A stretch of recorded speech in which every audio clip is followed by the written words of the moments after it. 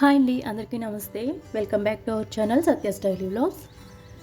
ఈరోజు మన వీడియోలో బ్రేక్ఫాస్ట్, లంచ్, డిన్నర్ ఇలా ఏ టైంలో అయినా క్విక్గా అండ్ టేస్టీగా రెడీ అయిపోయే పంజాబీ స్టైల్ ఆలూ పరోటా ఎలా తయారు చేసుకోవాలో ఈరోజు మన వీడియోలో అయితే చూద్దాం. దానికోసం బౌల్లో 2 కప్స్ గోధుమ పిండిని తీసుకొని అందులో రుచికి సరిపడా సాల్ట్ని వేసుకొని కొంచెం కొంచెం వాటర్ని పోసుకుంటూ బాగా మెత్తగా కలుపుకోవాలి. తర్వాత అందులో 1 స్పూన్ ఆయిల్ వేసుకొని పిండిని మూత పెట్టేసుకుని పక్కన పెట్టుకోవాలి.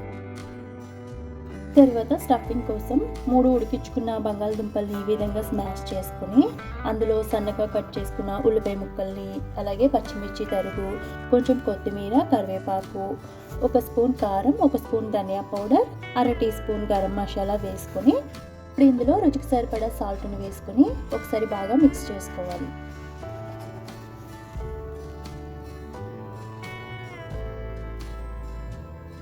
ఈ విధంగా బాగా మిక్స్ చేసుకున్న తర్వాత ఈ మిశ్రమాన్ని పక్కన పెట్టేసుకొని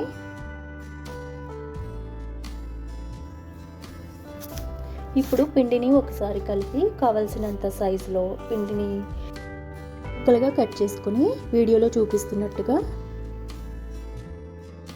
పిండి ముద్దని ఇలా చపాతీ కర్రతో స్ప్రెడ్ చేసుకుంటూ ముందుగా మనం చేసుకున్న ఆలూ స్టఫ్ని అయితే పెట్టి మొత్తాన్ని కూడా క్లోజ్ చేసుకోవాలి.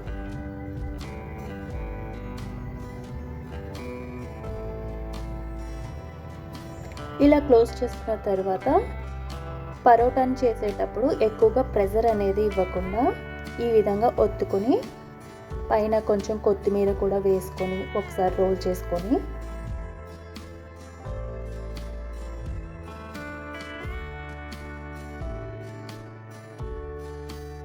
పెనం మీద వేసుకొని మీడియం ఫ్లేమ్ మీద మనం ఆయిల్తో కానీ నెయ్యితో కానీ బటర్తో కానీ మంచిగా కాల్చుకొని ఈ విధంగా దోరగా ఎర్రగా కాల్చుకుంటే మనకి పంజాబీ స్టైల్ ఆలూ పరోటా అయితే రెడీ అయిపోతుంది. అండ్ ఈ రెసిపీ టేస్టీగా కూడా ఉంటుంది, అలాగే క్విక్గా అయిపోతుంది. మనం బ్రేక్ఫాస్ట్, లంచ్, డిన్నర్లో ఇలా ఏ టైంలో అయినా క్విక్ అండ్ టేస్టీగా ఇలా పంజాబీ స్టైల్ ఆలూ పరోటాను అయితే తయారు చేసేసుకోవచ్చు. ఈ విధంగా చేసి పెడితే పిల్లలు కూడా ఇష్టంగా అయితే తింటారు. ఓకే ఫ్రెండ్స్, ఎవరైతే ఫస్ట్ టైం మన ఛానల్ని చూస్తున్నారో సబ్స్క్రైబ్ చేసుకోవడం అయితే మర్చిపోకండి. వీడియో నచ్చితే కనుక చిన్న లైక్ అయితే ఇవ్వండి. నేనైతే ఈ ఆలూ పరోటాని పెరుగుతో అయితే తింటున్నాను. టేస్ట్ అయితే బాగుంటుంది.